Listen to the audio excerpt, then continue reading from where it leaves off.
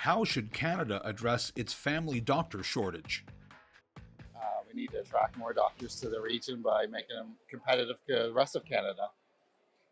And how can they do that? Increasing funding locally, and attracting, making incentives to make physicians want to come here and stay here. Oh, that's a problem. It's ongoing. Nobody can fix that, and it has a lot to do with the supply of doctors.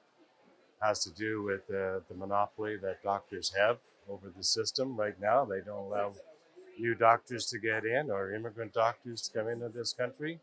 It's a problem that seems to be perpetuated by the medical community itself.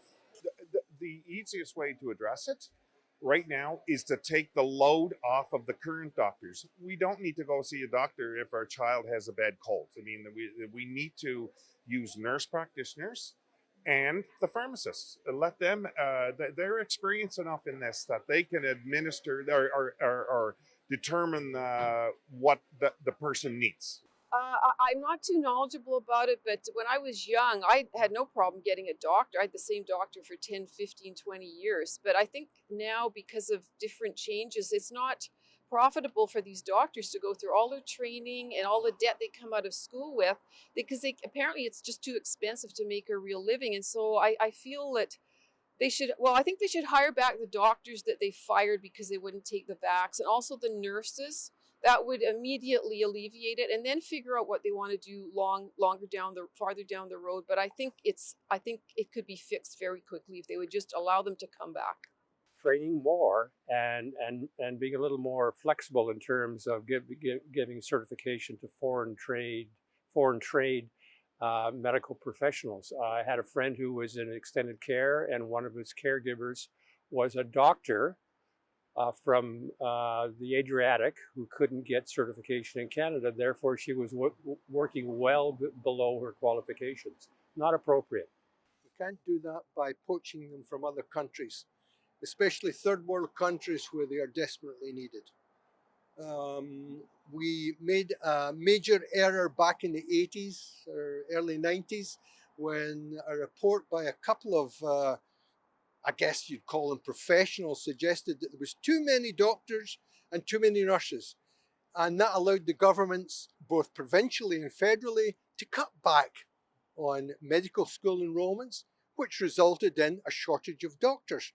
I like what the BC government is doing. I know they're updating, restrictions and allowing people to come in from other countries.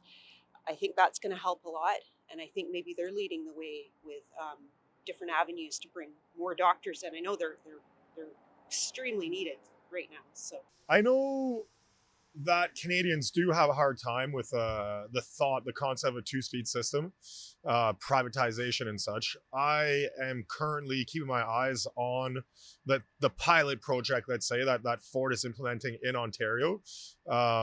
Personally, I do not have much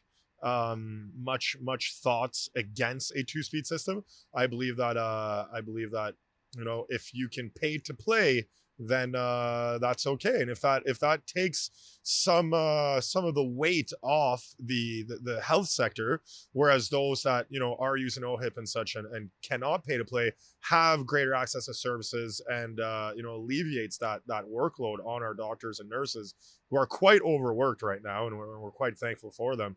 I believe this could make sense. Let's keep our eyes on what Ford's doing and see if we can implement this at a federal level or in other provinces as well. The federal government needs to be working with the provinces, and right now our prime minister has not been doing that.